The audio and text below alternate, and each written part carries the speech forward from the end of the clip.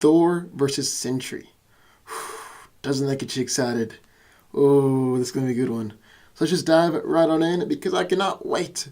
So Thor is the Asgardian god of thunder and the son of Odin, the Allfather of Asgard, and the elder earth goddess Gaia. Combining the power of both worlds, Thor is arguably the greatest and mightiest defender of both. Armed with his powerful enchanted Uru hammer Mjolnir, Thor is the mightiest warrior of Asgard, a founding member of the Avengers, and one of the strongest, most powerful beings on Earth. Thor is physically the strongest of all the Norse gods, and his strength is incalculable in the sense that there's really no known upper limit. He's physically overpowered opponents like Abomination, Gladiator, The Thing, and has stalemated against Hulk and Hercules. One of Thor's greatest feats was when he lifted the Midgard serpent, which was so large that it could wrap itself around the earth several times. Thor is so powerful that he can even destroy planets with his blows. He's incredibly invulnerable and has been able to survive blasts from Odin and Celestials, sat in the core of the sun, and has withstood planet-shattering attacks. Although Thor is one of the most durable Marvel heroes, he can still be hurt by beings whose power matches or exceeds his own. Due to his godlike physiology, Thor has a much higher level of endurance than most others, and has been able to fight a battle against frost giants for 9 months without growing tired.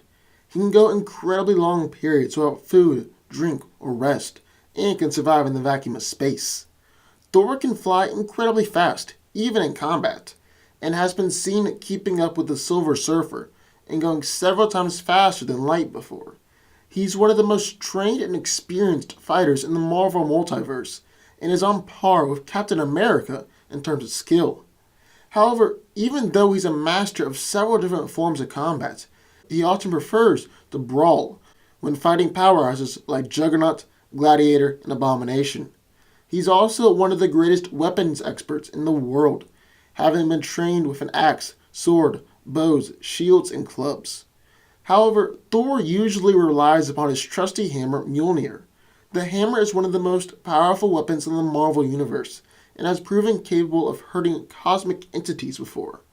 Using Mjolnir, Thor can summon and control the power of storms, causing rain, wind, thunder, and lightning. He can create electrical storms, hurricane-level winds, tornadoes, tidal waves, earthquakes, and blizzards that have been shown to spread across the entire planet. Thor can resurrect the dead, although it's unknown how long the person can actually be dead before Thor can no longer revive them. Using Mjolnir, he can manipulate matter on a wide scale, and he's able to transmute elements. He can turn invisible and intangible, as well as disrupt the intangibility of others. The hammer can create force fields that are basically impenetrable and absorb energy blasts from even the most powerful of foes. The God Blast is Thor's most powerful attack, and is shown to be powerful enough to kill the Midgard serpent, as well as even harming Galactus. And in the other corner we have Sentry.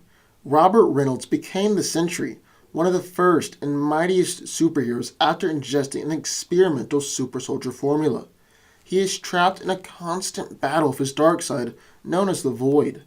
After his membership with the Avengers, he joined Norman Osborn's Dark Avengers and died during his siege in Asgard. Most recently, the Sentry was resurrected by the Apocalypse Twins as one of the Horsemen of Death. The Sentry is one of the most powerful superheroes in the Marvel Universe, and it's been said that he has the power of 1,000,000 exploding suns, although I've always seen this more as a metaphor rather than he actually does have that level of power. Sentry possesses superhuman strength and is able to easily overpower beings like Ares, the god of war, and Terex, the herald of Galactus. He was also able to hold his own in a fight against World War Hulk, which absolutely no one else was able to do. Although Thor wasn't around at that time, so we don't know how he would have fared. However, even though he was able to hold his own in this fight, he was eventually knocked out by Banner when they both reverted back to their human form. Sentry possesses an incredibly high level of speed, which allows him to catch bullets in his hand and fly from Earth to the sun and back in just a couple of minutes. He has superhuman senses, as evidenced by the fact that he once said he could hear the heartbeat of a butterfly in Africa while he was in New York City. Sentry is one of the few heroes considered to be completely invincible, and other than his fragile mind, it's been said that he literally has no weaknesses or physical vulnerabilities. He can turn intangible and can phase right through objects, as well as turn invisible by deflecting light and radiant emissions. Sentry is one of the greatest telepaths in the world, though most of his powers are devoted to maintaining his physical form. He is also able to manipulate matter down to the molecular level, and was even able to beat Molecule Man with ease after discovering this power. Finally, Sentry is effectively immortal and cannot be killed unless he decides that he wants to die.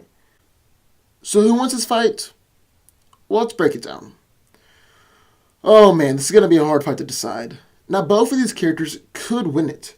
And really, no matter what happens, it's going to be an all-out fight to the end. Now, I know that Dev Seed Sentry has fought Thor before and pretty much manhandled him. But we are not including that fight in the discussion because that was Sentry when he was the Horseman of Death. We're going to be using the Sentry from around the Dark Avengers time. And now we have to talk about the Void. Around this time, the Void and Sentry were battling for control of Robert Reynolds, so it is possible that the Void could come out at really any time. And if Thor fought the Void, then he would lose. There's really no way around that. However, we're going to assume that Sentry is in control throughout this fight, just because I'm trying to make it a little bit more even. Because like I said, if Thor went up against the Void by himself, he'd probably lose 10 times out of 10. Now, the way I see it, Thor is stronger than Sentry. Yeah, Sentry has been able to rip Ares in half and hold his own against World War Hulk, but he's still a relatively new character, especially compared to Thor. And the God of Thunder just has many more feats, and frankly, more impressive feats, like lifting the Midgard serpent and even destroying whole planets with his blows. They're pretty even in speed, with both being able to go faster than the speed of light, but Sentry uses this speed in combat more often than Thor does. However, I can never really think of a time where Thor went up against a character of similar strength and lost purely because of speed. They are both incredibly durable, but Sentry's regenerative abilities give him the edge. I mean, there have been a couple times where people thought that the Sentry had been killed or destroyed, only for Bob to reform again a few minutes later. And now to talk about their other, more unique abilities. And man, do these guys have a lot of them. Thor's greatest advantage in this fight is Mjolnir, which is one of the most powerful weapons in the Marvel Universe. Using Mjolnir, he can summon lightning, tornadoes, hurricanes, tidal waves, earthquakes, and blizzards, which can spread to the planetary level. He can manipulate matter on a wide scale, as well as disrupt the intangibility of others. Then, of course, Thor can always hit Sentry with the hammer, which is strong enough to destroy planets. On the other hand, Sentry's greatest advantage is his matter manipulation and energy blasts and emission. Although with Mjolnir, Thor can absorb powerful energy blasts and attacks, so that kind of counters Sentry's energy. Now we gotta talk about his matter manipulation, because Sentry could win the battle right here. The thing is, most of the time that Sentry has been seen using his matter manipulation powers, it's actually the Void in control. Now, I'm not saying that Sentry doesn't have the ability to manipulate matter, because he definitely does. What I am saying, though, is that he doesn't tend to use this power when Sentry is in control of Robert Reynolds.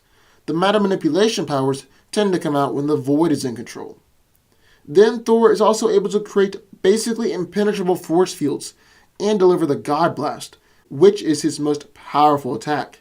It's been able to kill the Midgard serpent before and even harm Galactus. So in the end, I do believe that Sentry could beat Thor, but you gotta give it more time. He's still a relatively young character, and he's just gonna have to earn more feats to be able to take down the God of Thunder. Thor just has too many strength and durability feats in his favor, and also just has a plethora of ways to take down the Sentry. So I have to give the victory to the God of Thunder. But what do y'all think? I would love to hear your thoughts on this battle, so sound off down in the comments down below. And if you have